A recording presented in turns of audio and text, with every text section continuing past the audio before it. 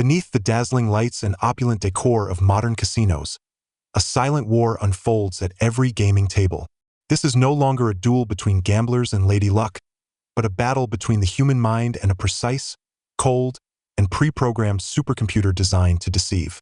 Traditional cheating methods, aces hidden up sleeves or loaded dice, have long been relegated to history.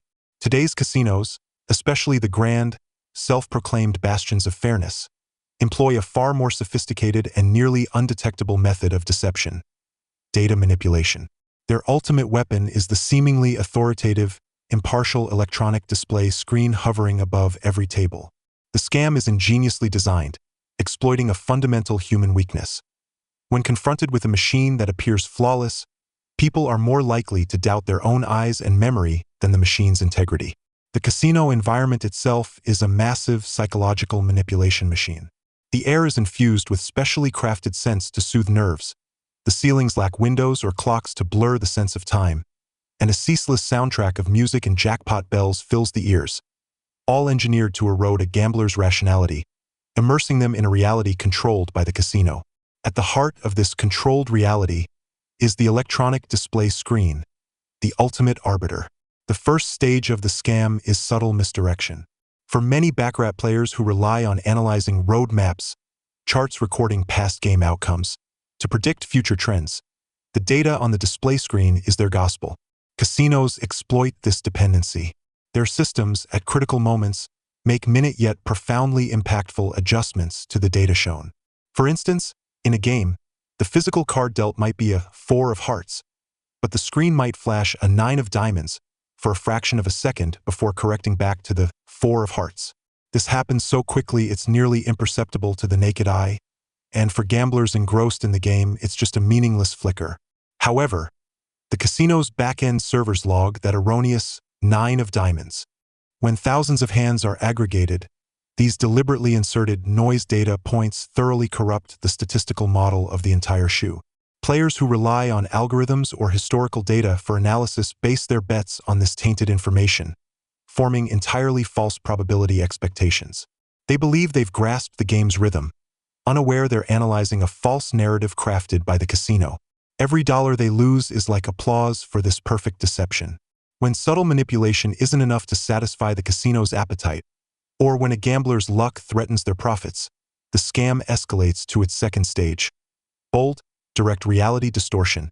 Picture this scene. At a VIP Baccarat table, the atmosphere is electric with tension. A gambler, let's call him the challenger, has won several hands in a row, his chips stacked like a small mountain. In this pivotal hand, he places a massive bet on the player side. The dealer, with the grace of a ballet dancer, deals the cards methodically. The player's 2 cards are revealed: a 5 of spades and a 4 of clubs. 5 plus 4 equals 9, a natural 9, the holy grail of Baccarat, all but guaranteeing victory. A stifled gasp ripples through the table, and everyone assumes the outcome is sealed. A faint smile creeps across the challenger's taut face. But at that moment, the electronic display screen above the table, the eye of fairness trusted by all, presents a starkly different truth in cold, clear digits. In the player's card display, it shows a 7 of diamonds and a 2 of hearts. 7 plus 2 also equals 9. The result is the same, but the components have been swapped. In the physical world, the gambler holds a 5 and a 4, but in the electronic world, the casino's official reality, his cards are a 7 and a 2. It's an insidious trap. In this hand, since the point total is identical, no immediate harm seems done. But it reveals a terrifying possibility. The casino has the power to redefine a player's hand at will. This means that in any game they want you to lose, they can make it happen. If you draw 2 cards totaling 8 points while the banker has 6, you should be assured of victory. But the screen can alter your 8 to a 7, or even a 6, and then deal the banker an extra card to form a higher total, fairly stripping you of your bet. You stare at your 8-point hand, forced to accept the screen's claim that it's a 7 and that you've lost. You're powerless to argue because, in the casino's rules, the electronic record holds supreme authority. Dealers are trained to follow the screen's instructions, not the physical cards they deal. The scam thrives because most gamblers, after losing, blame their luck. Even if someone notices a slight discrepancy between the physical cards and the screen, they're placated by the casino staff's explanations of system lag or occasional display errors. After all, who would believe a multi-billion-dollar casino would resort to such lowly cheating? This mental inertia is the scam's shield. But there are always the clear-headed. There are always challengers who refuse to be blinded by the machine. When the challenger, holding a 5 and a 4, but told he had a 7 and a 2, realizes he's ensnared in a massive scam, he doesn't fall into self-doubt like others. A fire ignites within him, not over the money, but because his intelligence and dignity have been trampled. He sees that this isn't just a scam targeting him. It's a systematic fraud against everyone at the table, in the entire casino. So, he doesn't touch his chips or acknowledge the dealer's move to reveal the banker's cards. He leaps to his feet, his voice booming loud enough for the entire room to hear, "Stop! Nobody touch the cards. Nobody touch anything." Time seems to freeze. The music fades, nearby gamblers turn to stare, and the dealer's hand hovers midair, her face a mask of professional confusion tinged with barely perceptible nervousness. The casino security team, burly men in crisp suits with earpieces, begin subtly converging on the table. "I want to speak to your manager."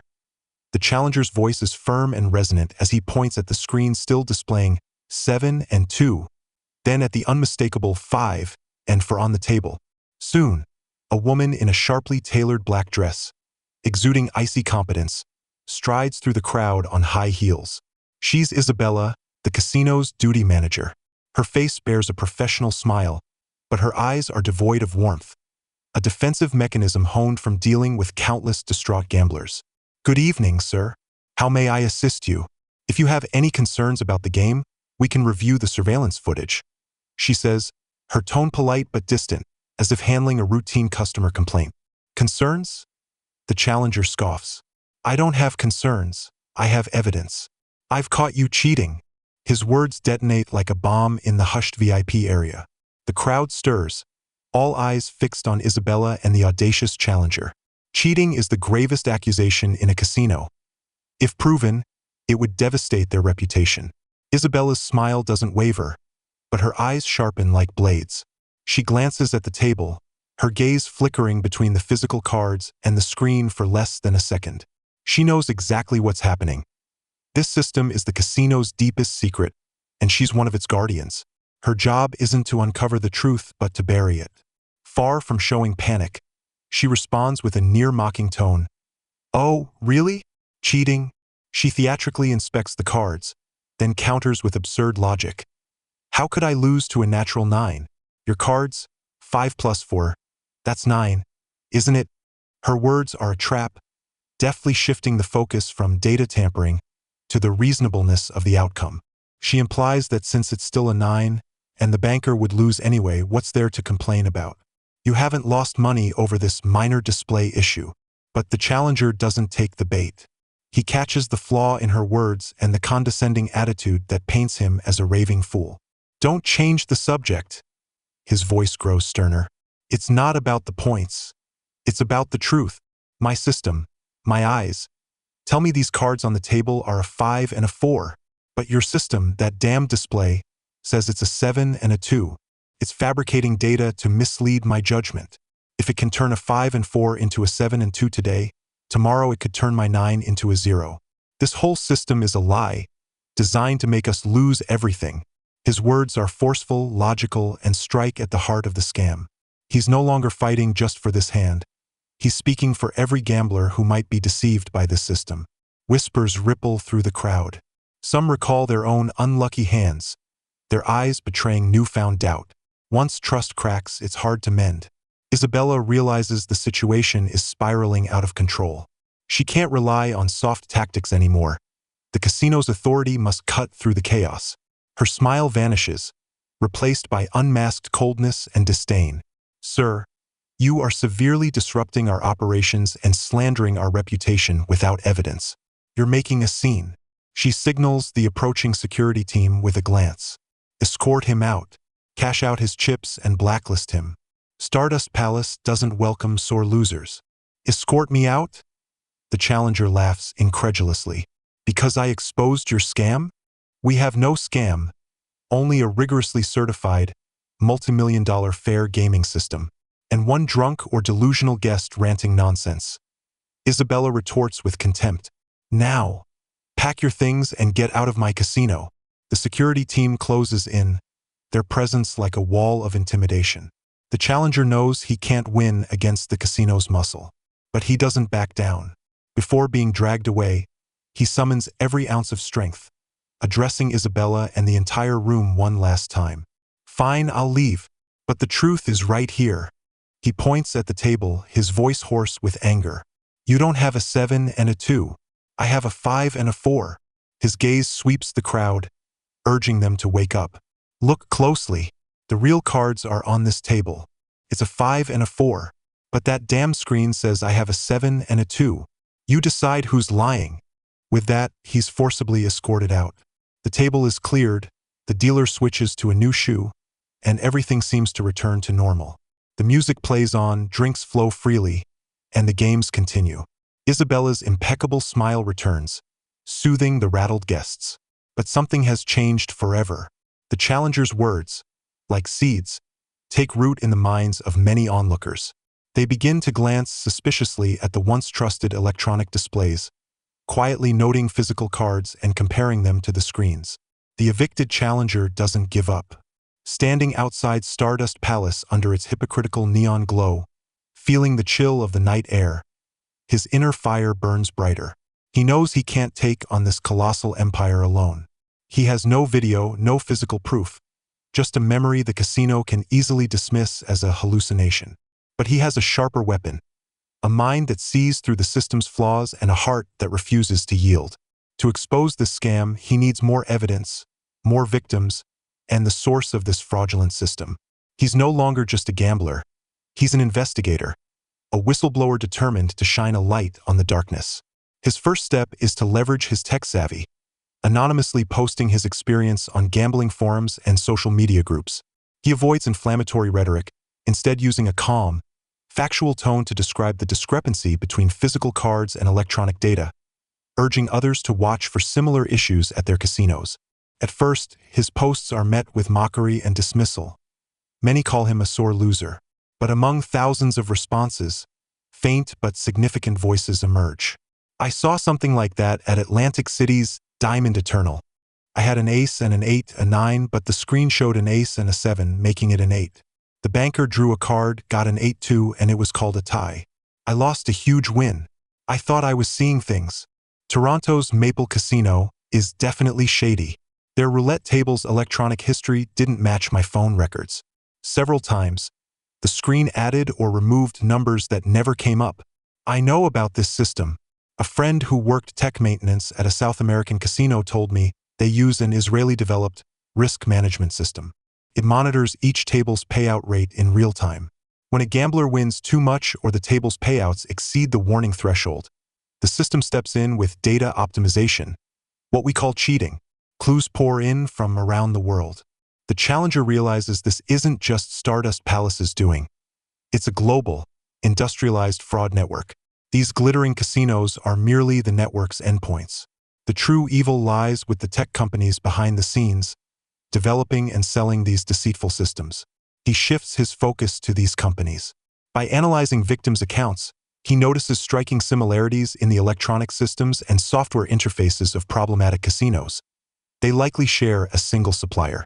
After weeks of digging, a name surfaces: Veritas Gaming Solutions, VGS, a low-profile gaming tech company based in Liechtenstein. VGS markets itself as an industry leader in gaming fairness and security solutions, with the slogan, "In data we trust." To the challenger, this slogan drips with irony.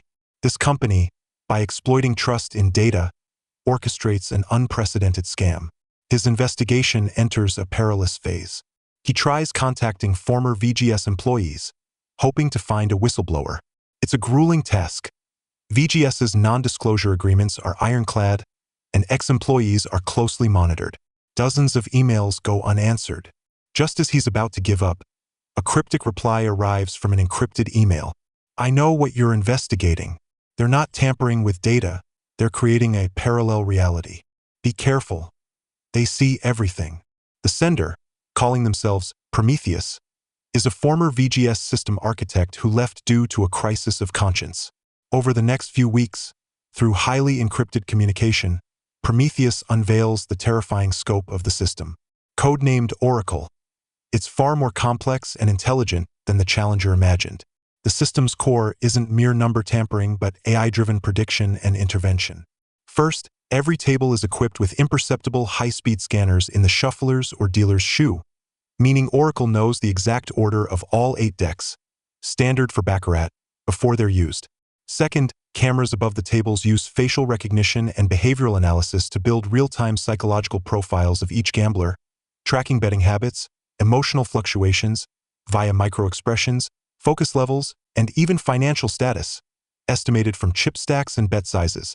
When this data feeds into the central server, Oracle's AI, with trillions of calculations per second, simulates every possible game outcome. Its sole objective: ensure the casino's profit while making the process appear natural and random. Oracle doesn't let a gambler lose constantly. That would raise suspicion. It lets you win, sometimes significantly, to build confidence and lure you into bigger bets. It analyzes your psychological profile, striking when you're most confident and likely to bet everything. The intervention is what the Challenger experienced. Oracle calculates the most advantageous outcome for the casino, then displays it as the official truth on the screen. For example, it knows the next card will give the player a 9, beating the banker. If its psychological model detects the player is in a greedy and overconfident state, Oracle intervenes, altering the player's displayed points to a lower number and dealing the banker a card to beat that falsified total. The process is seamless. Dealers merely follow screen commands. Surveillance footage records the false screen results. A gambler's memory, under psychological pressure and without evidence, crumbles. Prometheus reveals an even more chilling detail. Oracle has adaptive camouflage. If it detects a gambler, like the Challenger, showing suspicion or recording with a phone, it reduces interventions for that player, even letting them win small amounts to quell doubts. For premium clients who trust implicitly, Oracle drains them mercilessly. Isabella's role in the casino is Oracle's human interface. Her earpiece relays real-time instructions on handling skeptical guests, defusing crises with scripted responses, or deploying security. She's not just a manager. She's the high priestess of a high-tech scam. Armed with this industry-shaking knowledge, the Challenger knows anonymous forum posts won't suffice. He needs undeniable proof, exposed in broad daylight. He and Prometheus devise a daring plan. They can't hack VGS's impregnable servers from outside. They must make the system betray itself. Prometheus explains that Oracle, despite its power, has a theoretical vulnerability. To handle massive data and real-time AI calculations, it has a debug mode for diagnostics and maintenance. If triggered in the casino's core, this mode could expose Oracle's fraud visibly. Activating it requires a complex command sent via a specific wireless frequency. The Challenger must return to Stardust Palace, the place that threw him out. He alters his appearance and secures a new membership with forged ID, transforming from the confrontational Challenger into a seemingly naive, free-spending tech mogul. He spends days making small wins and losses to blend into the casino surveillance as an ordinary high roller. His target? Stardust Palace's annual World Baccarat Championship. Media, tycoons, and top gamblers from around the globe will attend, amplifying any flaw under the spotlight, the perfect stage. On the day of the event, the Challenger makes it to the final table, the casino's nerve center, under the tightest security and surveillance. Isabella oversees the event personally, ensuring perfection. The Challenger carries a disguised signal transmitter, designed by Prometheus, posing as a portable charger. In the final, championship-deciding hand, he pushes all his chips forward. All eyes, including live TV cameras, are on the table. As the dealer prepares to deal, the Challenger activates the transmitter.